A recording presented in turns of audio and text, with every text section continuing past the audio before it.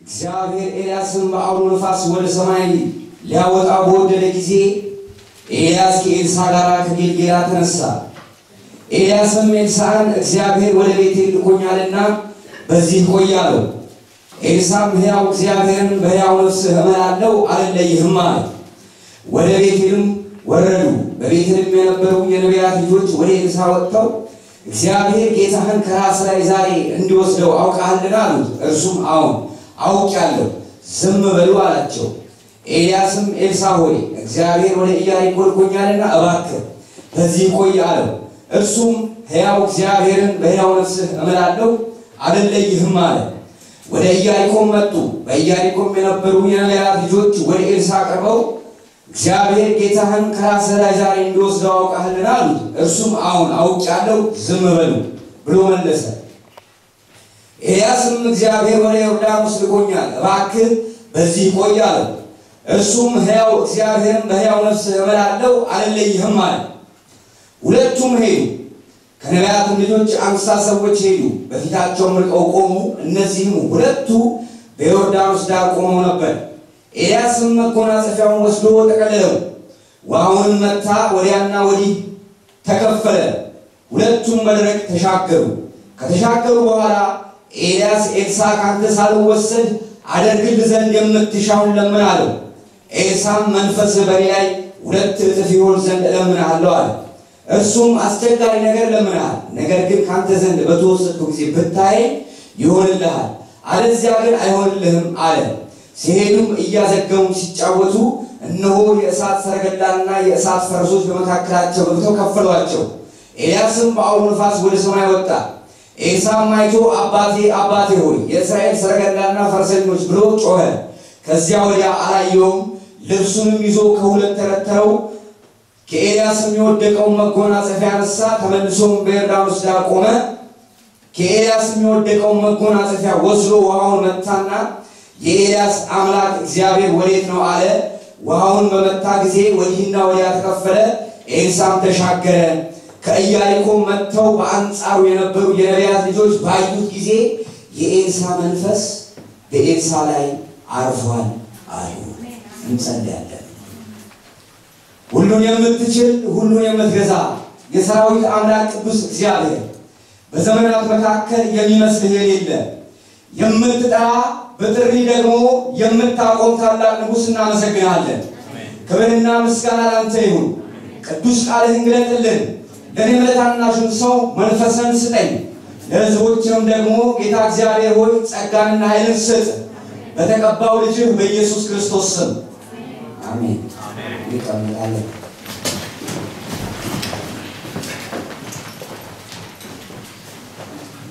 መቼም መጽሐፍ ቅዱሳችንን ስናጠና የምናስተውለው ነገር አለ። እነዚህ ሁለቱ የእግዚአብሔር አገልጋዮች በነበሩበት ወቅት የማይመች ሁኔታ ነበረው። ከክርስቶስ ልደት በፊት ከ874 እስከ 853 ዓመት ከመራው ከአመፀኛው የእስራኤል መሪ ከአክዓብ ጋር የተያያዘ ታሪክ ነው የኤልያስ ታሪክ። እስራኤል በዛ ወቅት ከፍተኛ የሆነ መንፈሳዊ ውድቀት ውስጥ ገብታ ነበር።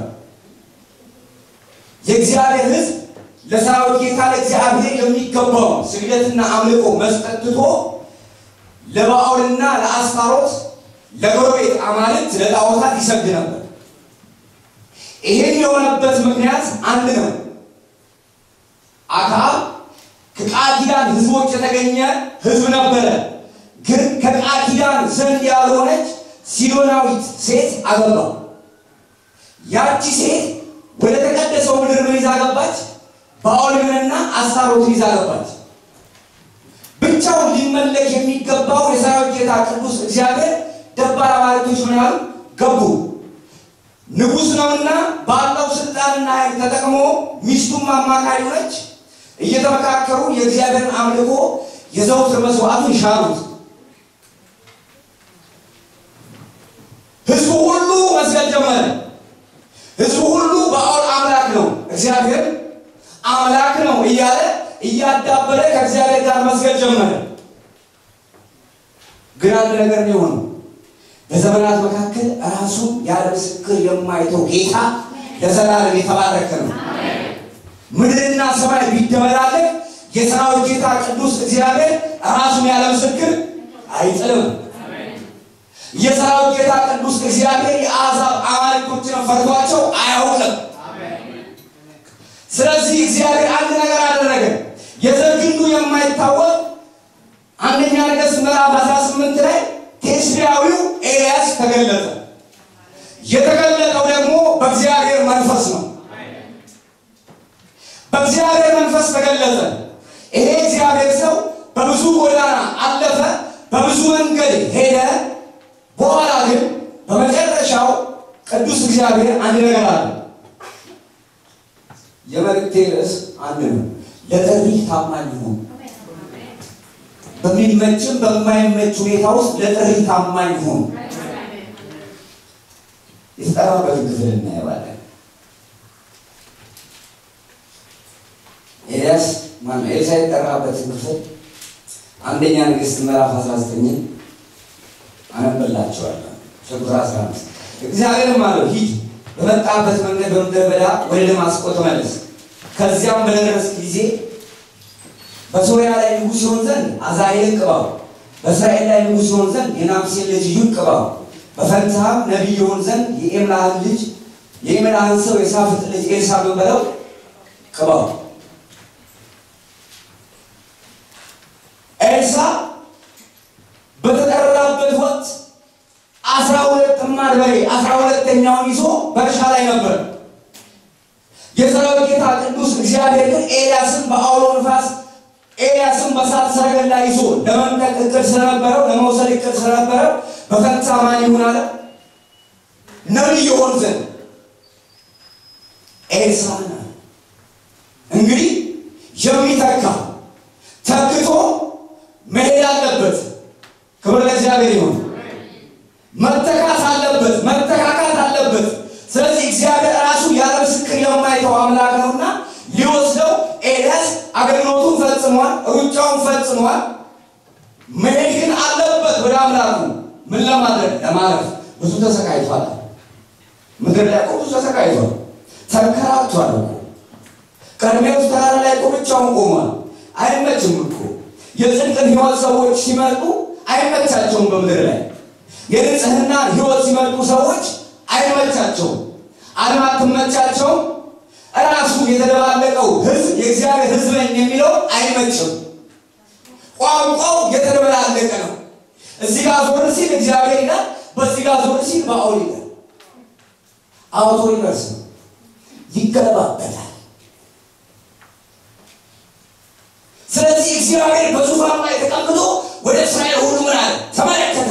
ሲመለከት ግን አንድ ታማኝ ገበሬ እርሻ እያረሰ እርሻውን እያረሰ ሂድ፣ የሳፋጥ ልጅ ኤልሳዕ ሂድ፣ በፈንታ ነቢይ ይሆናል፣ ይተካኛል፣ ንካዋል።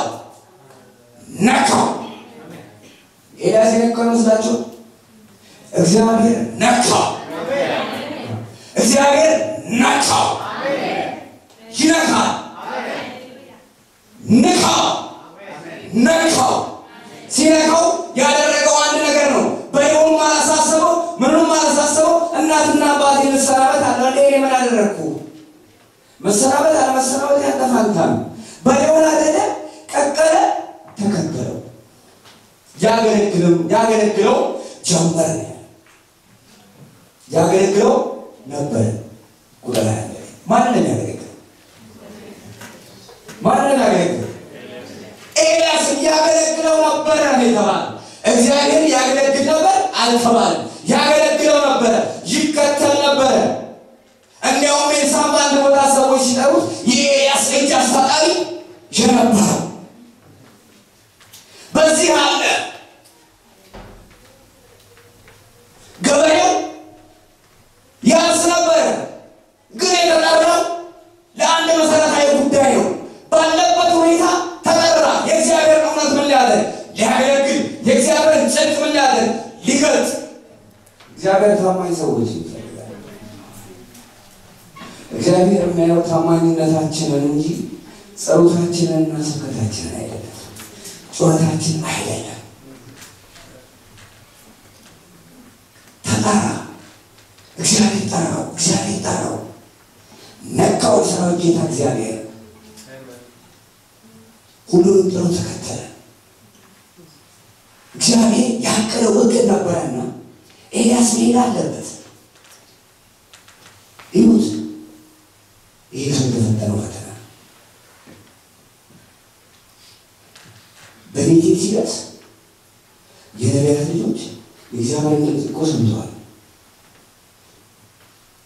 ጌታን ዛሬ ከራስ ላይ ሊወስደው ነው። ምን ይወጣል እኮ ምን ይወጣል? ብቻህን ነው የምትቀረው አንተ በኤልያስ ላይ ግፍ የምትኖር ሰው ነህ፣ አንተ ገበሬ ነህ እያሉት እኮ ነው። እኛ የነቢያት ልጆች ነን፣ ዘንዳችን አባቶቻችን እግዚአብሔር ሲያገለግሉ የነበሩት ያንን እያሉት ነው። በዚህ ጋር ደግሞ ኤልያስ እግዚአብሔር ወደ ቤቴ ልኮኛልና ተመለስ አለለይህም በሕያው ነፍስህ እምላለሁ ሕያው እግዚአብሔር አለለይህም። ወደ ኢያሪኮ ደረሱ። አሁንም የሆነው አንድ ነገር ነው። እግዚአብሔር ወደ ኢያሪኮ ልኮኛልና ተመለስልኝ። በዚህ ጋር ደግሞ በየደረሱበት ይወላችሁ በዛ ዘመን አንድ ነገር አለ፣ የነቢያት ጉባኤ ይባላል። አንደኛ ሳሙኤል ምዕራፍ 10 ውስጥ አጥኑት። በቤቴ የነቢያት ጉባኤዎች ነበሩ። እነዚህ የነቢያት ጉባኤዎች እነዚህ እግዚአብሔር ሰማው የሄደን የሚያደርጋቸው የነበረው የእግዚአብሔርን ቃል ያጠናሉ፣ የእግዚአብሔርን እውነት ይመለከታሉ፣ ያያሉ። ማን አላቸው? ሊቆጣጠራለ ከላይ አንድ ነገር ልንገራችሁ፣ እግዚአብሔር በክርስቶስ ሊጠራ ይችላል። ሁላችን መሪና ተመሪ ግን አለ። ወደድክም ጠላ መሪና ተመሪ የእግዚአብሔር መሰረታዊ ሕግ ነው፣ ደግሞ የማይሻል መሰረት ነው። ክብር ለእግዚአብሔር። ያስተዳድራቸው ነበር፣ ይሄም ነበር። እነሱ ነገር ዛሬ ጌታን ከራስ ላይ ሊወስደው ነው። ሰውየው ግን የልቡን በልቡ አድርጎ ይጠብቅ ነበር። ለጠሪህ ታማኝ ነው በለውስ ለጠሪህ ታማኝ እግዚአብሔር ለጆመህና እግዚአብሔር ለጠራህ ነገር ታማኝ ሆነ።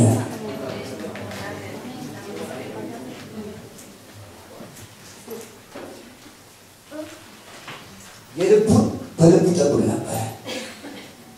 እነዛ በተጓዘባቸው ዓመታቶች የሚያየው ነገር ነበር፣ የሚመለከተው ነበር። ያለው መንፈሳዊ ውድቀት ሲያየው፣ ያለው የህዝቡ ሁኔታ ሲያየው በልቡ የሚያስበው አንድ ነገር ነው። አይ ይህ ነገር የሚያስፈልገው ሌላ ነገር አይደለም፣ 2 እጥፍ የእግዚአብሔር መንፈስ ብቻ ነው። ዘመኑ ምንድን ነው? ከባድ ነው። ዘመኑ ያለ እግዚአብሔር መንፈስ አይታለፍም። ዘመኑ ያለ እግዚአብሔር ኃይልና ጉልበት ማለት ከባድ ነው፣ አስቸጋሪ ነው። ዘመኑ ከባድ ስለነበረ እኮ ነው የበዓል ነቢያት ተብለው ተሰይመው ከእግዚአብሔር ማዕድ ይቋደሱ የነበሩት። ይበሉ ነበር፣ ይጠጡ ነበር፣ ከቤተ መንግስት ቀለብ ይቆረጥላቸዋል። በሰራዊት ጌታ በእግዚአብሔር ስም የንጉሱን ፈቃድና ሐሳብ ያጸኑለት ነበር። ንጉሱ የእግዚአብሔርን መሠዊያ ንዶና አፍርሶ ውጣና ተከናወን፣ ወደ ሬማት ዘገለዓድ ሂድ፣ ትወጋቸዋለህ፣ እነዚህ ታሸንፋቸዋለህ። መጣ ሚክያስ የሚባል ነቢይ ደግሞ ሁሉ ጊዜ አመፀኞች አመፅ ሲጀምራቸው ከምን እንደሚጀምራቸው ታውቃላችሁ? እግዚአብሔር መቃወም ሲጀምሩ እግዚአብሔር የሚፈሩና እግዚአብሔር የሚወዱ ሰዎች መጥላት ይጀምራሉ፣ መጥፋት ይጀምራሉ።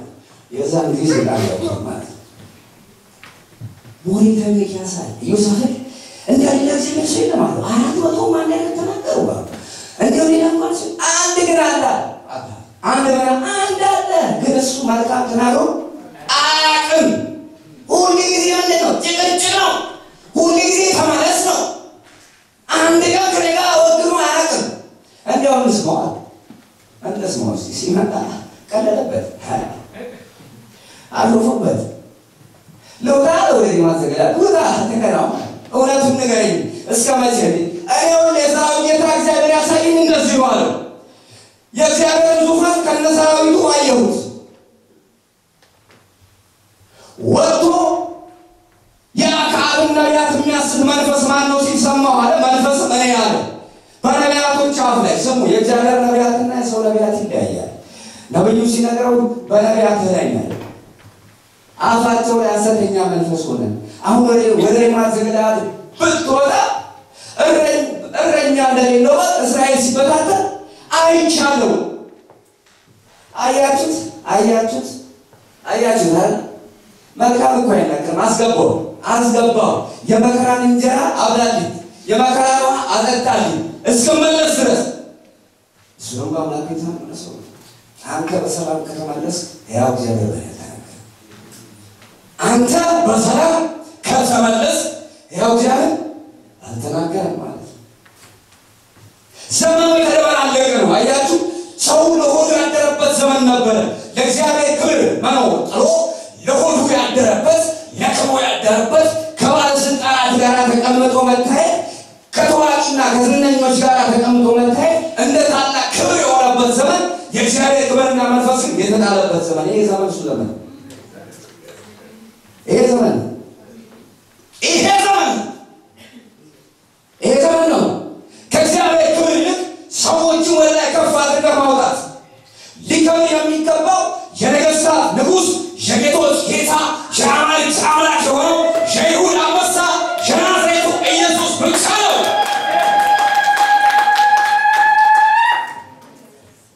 መንገስ የሚገባው እሱ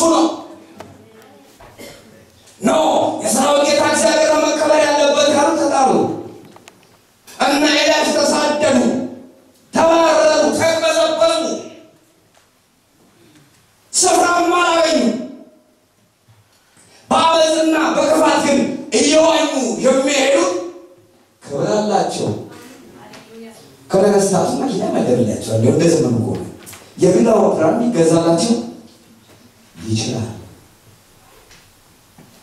ሐዋርያው ጳውሎስ እንደዚህ ያለ በአንደኛ ጢሞቴዎስ ምዕራፍ 1:12 ታማኝ አድርጎ ስለቆጠረኝ ለአገልግሎቱ ሾመኝ ኃይልን በጌታችን በኢየሱስ ክርስቶስ የሰጠኝን እግዚአብሔርን አመሰግናለሁ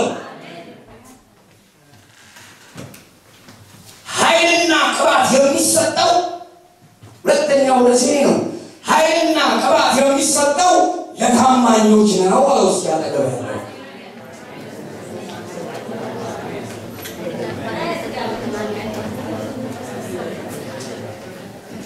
ለተጠራበት ጥሪ ታማኝ ሁኑ መንፈሱን ከፈለክ ታማኝ ሁኑ የእግዚአብሔር ድንቅና ተአምራት ማየት ከፈለክ ታማኝ ሁኑ ለማን ለሰራዊት ጌታ ለእግዚአብሔር ታማኝነት እኮ ለእግዚአብሔር ነው ለእግዚአብሔር ታማኝ ከሆንክ ለሌላው ነገር ችግር የለም ይኸውላችሁ ሐዋርያው ጳውሎስ በምዕራፍ 9 ውስጥ ሲጠራ ለሐናንያ የሰራዊት ጌታ እግዚአብሔር ሲልከው እንደዚህ ያለ ስለ ስሜ ምን ያህል መከራ እንደሚቀበል እኔ አመለክተዋለሁ በነገሥታት በአሕዛብ በወገኖች ስለ ስሜ ምን ያህል መከራ እንደሚቀበል አመለክተዋለሁ አያችሁ ይሄ ነው እግዚአብሔር ይመስላል ልብ ይመስላል ጸሎቶቻችን እንፈትሸው ይገባል ጥሪያችን እንፈትሸው ይገባል ውስጡ ነው ማየት አለበት ፍሬው ነው ማየት አለበት ውስጥ ያለውን ዘር ነው ማየት አለበት ዛሬ እግዚአብሔር ጥሪያችን እንድንመረምር ይፈልጋል ውስጣችን እንድናጠና ይፈልጋል ያዛ ዘመን መቁጠር ነው ዘመን መቁጠር ነው በአንድ ቦታ ተሰብስበን ኢትዮጵያ ውስጥ እንጸልይ ነበር የምንጸልየው ለምን ነው ታውቃላችሁ የእግዚአብሔር ቅባትና ኃይል እንዲመጣ እግዚአብሔር ድናዋቂ ማን ላይ ማስቀመጥ እንዳለበት ያውቃል ያውቃል ይላል እንጸልይ ነበርና ጸልያችሁ ጸሎቱ ይጸለይ ደግሞ እግዚአብሔር ይመጣል ማለት ነው መንፈሱ ይሰራ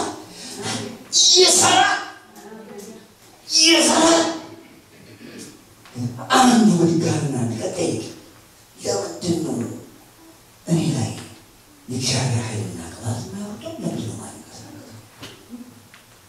ይሄን መልሴን ዝም ብዬ ወስደኛው ጋር ባለሩት ውስጥ ያለ እቅድና ዓላማ ምንድን ነው ሃሌሉያ እግዚአብሔር ሲቀባኝ ምን ያደርግ እግዚአብሔር ሲቀባ ታዋለ ነገ ማንቸይሱ ጀኔ ነው አንተ ለዘላለም አትቀባ አንተ ለዘላለም አትቀባ አያችሁ በኢየሱስ አንተ ለዘላለም አትቀባ ይሄና መርካቶ ሳምራ ኮስ ጸጉር ያስስ ቅባት ሁሉ ሳምራ ኮስ ይባላል አዲስ አበባ የዚህ ጸጉር ነው ሳምራ ኮስ ግዛና ጸጉር ላይ አስስ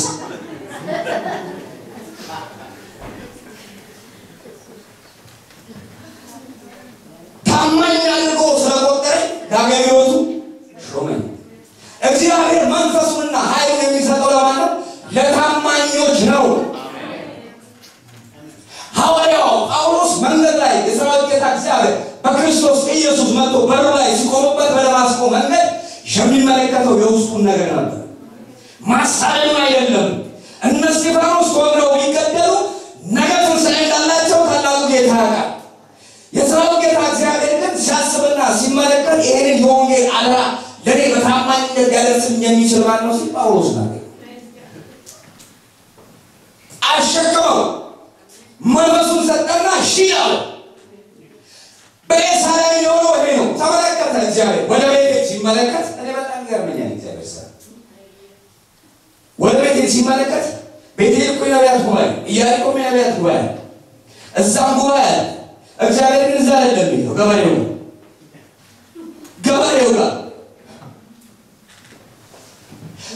ጋር ሄደና ኤልሳ ገበሬውን ንካሊ ገበሬው ነው ፈልገው ምን ነው እዚህ ጋር አይ ይሰላል ከሰው መርጦ ለሹመት ከእንጨት መርጦ ለታቦት ከሰው መርጦ ለሹመት ከእንጨት መርጦ ለታቦት እንጨት ታቦት እንኳን ሲሰራ እንጨት ይመረጥለታል የሰራዊት ጌታ እግዚአብሔር መንፈሱንና ኃይሉን ሊያስቀምጠው በሌላ አይሆን በወደደ ነገር አፍሰው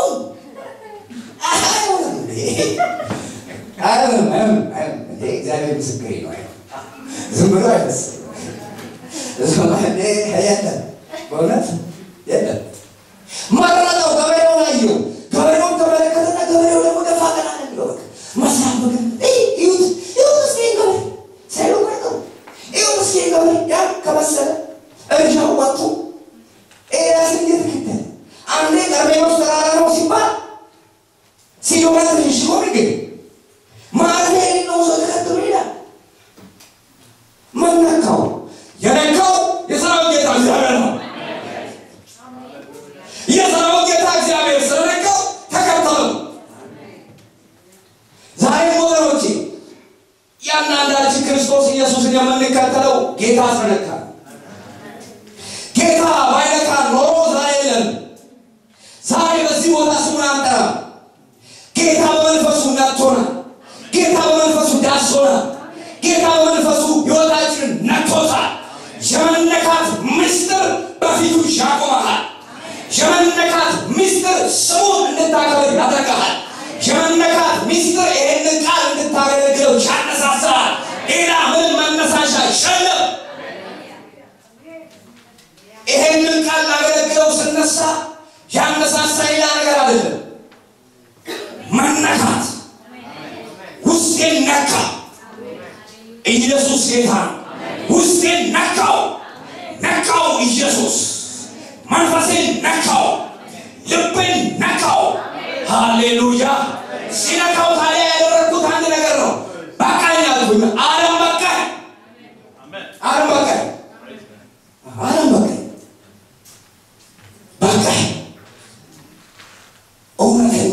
መነካት ስንነካ ከመንወደው ነገር ሹልክ ብለቱ እውነተኛ መነካት ስትነካ ራስህን ለጌታ ኢየሱስ ክርስቶስ መስዋዕት ሕያው መስዋዕት አድርገህ ታቀርባለህ። እውነተኛ መነካት የተነኩ ሰዎች የሚያስቀሩትና የሚሸሽጉት ነገር የለም። ያላቸውን ነገር ሁሉ ዝግፍ አድርገው የሚጀምረው ከራስህ ነው። ዛሬ የዘመኑ ክርስቲያን ግን የሚያደርገው ገንዘቡን ይሰጣል፣ ገንዘቡን ያወጣና ዛሬ እኮ 120 ሺህ ብር አስገባው ጌታ የሆነ ነገር ባርኩ። ቸርች የምትመጣው በሁለት ወር አንዴ ነው። አስራት ለመስጠት ግን ፈጣኖች ናቸው። ምን ነው የት ሄደ ነበር ይውላችሁ። ጌታ ሳይነካ አንዳንዱ ወደ ቤተክርስቲያን የሚመጣው እኮ ሳይነካ ገሃነም የሚባለው ነገር ስለሚፈራ ገሃነም የሚባለው ይፈራዋል። ህይወቱ ሳይነካ ነው። በቃ እንዴ እዚህ ምድር እንዳለች ኖሬ ነገ ደግሞ ገሃነም እንዳለባ በቃ ባለች ነገር ይሄዳል። እሺ አያቴን ልጠይቅ ይሄዳል። ማን ልጠይቅ? አያቴን ልጠይቅ ይሄዳል። ጎሬ እኛ ደግሞ ትሪት ነበርና በቻ ሶደሪዝ ማለት ኢየሱስ ማን ነው? ጌታ ነው። ኧረ ጌታ ነው። የህይወት ነገር ከገባን እኮ አንዘብራርቅ። ሶደሪ ይሄዳል። ዛሬ ውድ አልመጣም መብትህ ማንም አይከለክልም። እምትመጣው በራስ ስትል ነው። ወይ ፕሮግራሙ ተቀይሩ። ፕሮግራሙ ይቀየር ባይቀየር እኔ አይመለከተኝም።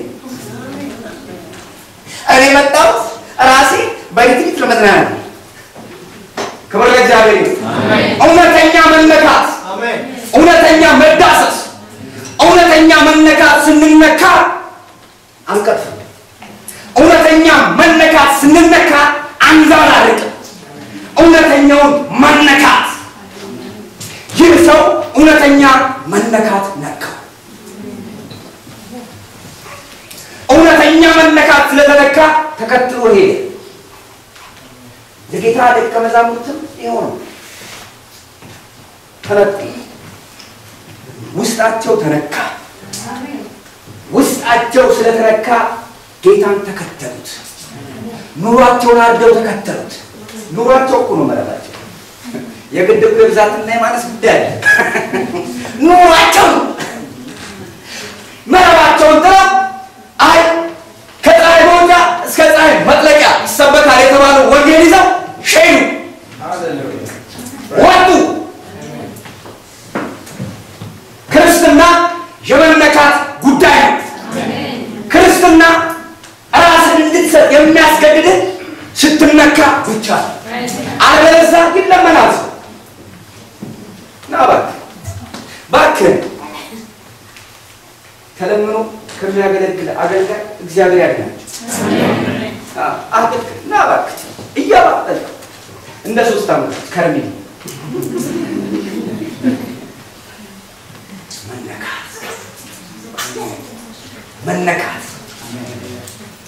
መነካት አሜን። ከዛ እንደዚህ ሆነ። ከተሻገሩ በኋላ ኤልያስ ኤልሳዕን ካንተ ሳልወሰድ አድርግልህ ዘንድ የምትሻው ለምናል። ኤልሳዕም መንፈስ በእኔ ላይ 2 እጥፍ ይሆን ዘንድ ለምናል። ልብ ውስጥ የተቀመጠው አያችሁ፣ ተነክቷል። ውስጡ ምን ብሎ ተነክቷል። የተነካ ሰው ነው፣ የተዳሰሰ ሰው ነው። በቃ እኔ ልሄድ ነው አለ መጨረሻ። እኔ ልሄድ ስለሆነ ምን አደርግልህ ዘንድ ትወዳለህ? ብር አልጠየቀውም። እንዲያው በቃ 200 በሬ ስጠኝም አላለም። እንደዛና እንደዚህም አላለም። በአንተ ላይ ያለው መንፈስ 2 እጥፍ። በኤልያስ ላይ ያደረው መንፈስ ቅዱስ ነው። መንፈስ ቅዱስ ነው። በአንተ ላይ ያደረው መንፈስ 2 እጥፍ ይሁን። አሜን። አስቸጋሪ ነገር ነው። አስቸጋሪ ነገር ለመንካሉ አስቸጋሪነቱ ለኤልያስ አምሮ እንጂ ለሰራዊት ጌታ ለእግዚአብሔር ቀላል። አሜን። አስቸጋሪነቱ ለሕያው አምላክ አይደለም። አስቸጋሪነቱ ኤልያስ ከበደ ሁለት እጥፍ እኔ እንኳን እችን አንዷን ነገር ተቀብዬ የበላሁትን ፍዳና መከራ አውቃለሁ ይመስለኛል። የተሰቃየሁትን ስቃይ በእኔ ኢዛቤል ደረሰብኝ ስደት እንዴት 400 ነቢያት የአጽድና የበዓል ነቢያት ከ800 ጋር የሄድኩትን ፍዳ አውቃለሁ። ሁለት እጥፍ ሆነ በቃ ለምስ ነው የሚነሳበት ነው ሳይሰማ የሆነው ግን አለ የለመነውን ተቀበለ። በልብህ እንዳለ ነው እግዚአብሔር ምስክሬ በልብህ እንደተቀመጠ ትሆናለህ። ያ ደህንነት ሌላ ጉዳይ ነው። በልብ የተቀመጠ ጉዳይ ደግሞ ሌላ ነው። ኤልያስም ኤልሳዕ ተካል ተብሎ የተጠራው ጊያዝ ልብ ውስጥ የተቀመጠውን ታውቃለህ። መቼ መጽሐፍ ውስጥ ታነባላችሁ ተስፋ አደርጋለሁ። ጊያዝ ልብ ውስጥ የተቀመጠው አይን ለብልጭልጭ የሚለው ወርቁ፣ አልማዙ፣ ሮማኑ፣ መለወጫ ልብሱ ልብ ውስጥ ሞልቷል። ሰውየው እያገለገለ የእግዚአብሔር ስም እየተከበረ ሲሄድ እሱ የሚታየው ስጦታ አያስፈልግም ስጦታ ይዛችሁ ሂዱ ሲል እሱ ደግሞ ልብ ውስጥ ምን አለ እችን ነገር ቢያመጣት ልብ ውስጥ እኮ የተቀመጠችው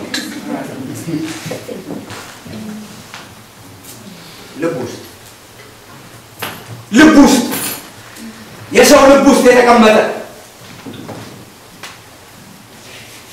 አንድ ጊዜ በአገልግሎት ላይ እንዲህ አንድ አገልግሎት ነበርና ጌታ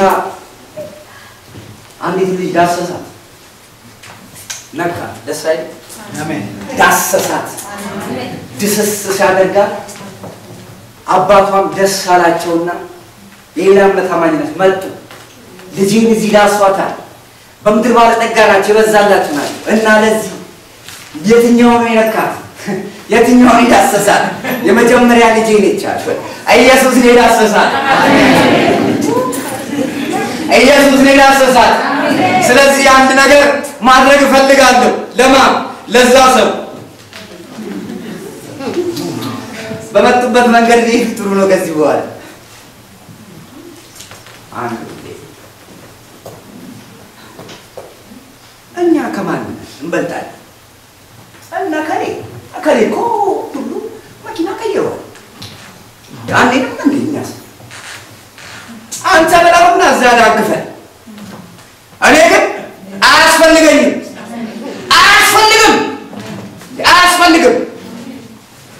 እግዚአብሔር ያጠናከረው ነገር አያስፈልግም። የእግዚአብሔር ክብርና ጸጋ በገንዘብ መለወጥ በራሱ ራስን ለፍርድ ማዘጋጀት የእግዚአብሔር ኃይልና ጥበብ በገንዘብ ለውጣ የእግዚአብሔር ኃይልና ክብር በገንዘብ ለውጣ ነገ ሃሌሉያ ኢየሱስ ጌታ ነው ብለህ ልትቀበል ስትመጣ እንደ ያወራዳል እኮ ሲሲ የምንነካ ጋሽን ትራቆ የጻፉ ልጅ ዝም ብሎ አይደለም እዛ እኮ ገብያለሁ አንዳንዱ እዚህ ያወራሩ ጨርሷል ግዴ ይላል ሪዋርድ ምናምን ባል ነገር አንዳንዱ እዚህ ያወራሩ ጨርሶታል የድካሙን ዋጋ እዚህ ባልቶታል እግዚአብሔር ከዚህ አይደል እግዚአብሔር መንግስት ነው እኮ ነገ እኮ ማለት ለቁስ እንደተ መንፈስ ውስጥ እንዳለ እንደዛው አንድ ነገር ልንገርህ በሰው ልብ ውስጥ ያለ የጊዜ ጉዳይ እንጂ ፈንድቶ ይወጣል። የገንዘብ ፍቅር ካለው የገንዘቡ ፍቅር ቡዋ ብሎ ይወጣል አንድ ቀን። የክብር ፍቅር ካለው የክብሩ ፍቅር አንድ ቀን ቡዋ ብሎ ይወጣል። የእግዚአብሔር ፍቅር ካለው የእግዚአብሔር ፍቅር ፈንድቶ ይወጣል። እቺ ልብ የሚባል ነገር ምን እንደሆነ ትክክል አይገባኝም። በዚህ ሰው ልብ ውስጥ የተቀመጠው አለ ነው መንፈስ የጌታ መንፈስ የኢየሱስ መንፈስ ክብሩና ቅባቱን የተቀመጠው በአንተ ላይ ያየሁትና የተመለከትኩትን እግዚአብሔር እሱ ሁለት እጥፍ እፈልጋለሁ። በጸሎቶቻችን የምንፈልገው ልናስብበት በመልጃ የምንፈልገው ልናስብበት ገባል። ክብር ለእግዚአብሔር። ሁለት እጥፍ ዛሬ ለዚህ ዘመን የሚያስፈልገው ድርብ መንፈስ ነው። እንደ ሐዋርያት ዘመን አይደለም ጸሎታችን፣ እንደዚህ አፍሰስ አይደለም። ድርብ መንፈስ ያስፈልጋል። አያችሁ ዓለም ከምን ጊዜውም በላይ በክፋትና በአመጽ እየሰለጠነች በቴክኖሎጂ ጥፋት እየታገሰች እየተደገፈች ከፍ ወዳለ ነገር ላይ ወጣለች። ከሷ በስተጀርባ ደግሞ የሚሰሩ የጨለማው ኃይላት የዲያብሎስ መንግስት አለ። ዲያብሎስን የሚሰራው በሰዎች ነው፣ እግዚአብሔር የሚሰራው በሰዎች ነው። ስለዚህ የሚያስፈልገን ለኛ የእግዚአብሔር መንፈስ ነው። የእግዚአብሔር ክብር ነው። ትውልድ ነፃ የሚወጣው በእግዚአብሔር ቅባትና በእግዚአብሔር መንፈስ ብቻ ነው። የሰዎች አእምሮ የሰዎች ልብ የሚፈታው በእግዚአብሔር ቅባት፣ የሰዎች ጤንነት የሚፈታው በእግዚአብሔር ቅባት ብቻ ነው። ዛሬ የሚያስፈልገን የእግዚአብሔር ጣት፣ የእግዚአብሔር መንፈስ። የእግዚአብሔር መንፈስ ወገኖቼ ሁሉንም ይገዛል። ሁሉንም አስሮ የመያዝ ጉልበት አለው። ሁሉንም የመቆጣጠር ጉልበት አለው። ሁሉንም ረቆ የመያዝ ጉልበት አለው። ዛሬ ለቤተ ክርስቲያን የሚያስፈልጋት የጌታ መንፈስ ነው። ዛሬ ለቤተ ክርስቲያን የሚያስፈልጋት የጌታ ጉልበት ነው። የጌታ መንፈስና የጌታ ኃይል በሚንቀሳቀስባት ማህበር ቤተ ክርስቲያን ውስጥ የጨለማው ስልጣን ስር የለው። ይሄ ነው የሐሰት ትምህርት ስር የለው። አጋንንት ስር የለው። ውሸት ስር የለው። ይሄ ደግሞ የተገለጠ ነገር ነው። የእግዚአብሔር መንፈስ በኃይልና በመንፈስ ሲመጣ እንደዚህ ነው የሚሆነው። አንዳንዱን ሐዋርያ፣ አንዳንዱን ነብይ፣ አንዳንዱን አስተማሪ፣ አንዳንዱን እረኛ፣ አንዱን ወንጌላዊ ያደርገዋል። አንዱን ደግሞ መናፍስትን ሸሚለኝ፣ አንዱን ደግሞ ተአምራት አድራጊ ያደርገዋል። ሰይጣን ቤት በኩል ይገባል። ንገረኝ እስኪ ቤት በኩል ይመጣል። መርፌ አትደበቅ። እግዚአብሔር መንፈስ በሚሰራበት ቦታ መርፌ አትደበቅ። ቅባቱ ይገልጧል። መቼም አገልጋዮቹ እዚህ ምስክር ነው ኢትዮጵያ ውስጥና እንደዚህ ጓደኛዬ ነበር። በጣም ነው ጓደኛዬ እና ሞገስ ይባላል። አንድ ቤት ውስጥ አለ ላይ ነው የለኝም እኔ አገልጋይ ነኝ። ፍራንክ ስራ የለኝም ማለሽ እና እንጸልይ ጌታ አስባረከው ሄደ። ማታ ሲመለስ የጾም ጸሎት በቃ ገንዘብም የለኝም። ሞገስ ይመጣል። ከሞገስ ተቀብዬ እንግዲህ የሆነውን ነገር አደርጋለሁ ብዬ ጋደም ብዬ ስጠብቅ ሞገስ አለ ሲገባ አቤት አቤት አለ። ፍራንክ አለ እንዴ? ዛሬ ምንም የተጎረሰ ነገር የለም። ክርስቲያን ሞገስ የሚባለው ክርስቲያን እንግዲህ ያስብ የሚጎረስ ነገር የለምና እንዴ ፍራንክ አለ እንዴ? ምንም የለኝም በቃ ብሎ ተማም የእግዚአብሔር መንፈስ ሚስጥር ጠቅልሎ አስቀምጦታል። አንተ ሞገስ ሚስጥር ኪስ ውስጥ ጠቅልሎ አስቀምጥ እንትና ነገና አይደል? ሌላ ሰው ነገር አይደለም። ይኸውልህ እንደዚህ ያነብራለች አውጣ። እውነት እግዚአብሔር ትልቅ ነው። እግዚአብሔር ትልቅ ነው። እግዚአብሔር ምስክሬ ነው። የእግዚአብሔር መንፈስ ሲንቀሳቀስ ሌባውም አይደበቅም፣ ውሸታም አይደበቅም፣ አጭበርባሪም አይደበቅም። የጌታ መንፈስ ሲንቀሳቀስ ኢየሱስ ማን ነው? ስለዚህ ደብል መንፈስ ያስፈልገናል። ዘመኑ ደብል መንፈስ ነው። የጌታ መንፈስ ያስፈልጋል። አያችሁ ሐሰትን ከእውነት ለይቶ ለመሄድ የእግዚአብሔር መንፈስ በተገለጠ መንፈስ የጌታ መንፈስ አጋንንትን ብቻ እየለየ አይደለም የሚመጣው፣ ሐሰተኛውንም ይለየዋል፣ አጭበርባሪውንም ይለየዋል፣ አስመሳዩንም ይለየዋል። እንደዚህ አይነት ማብራት አትደፈር።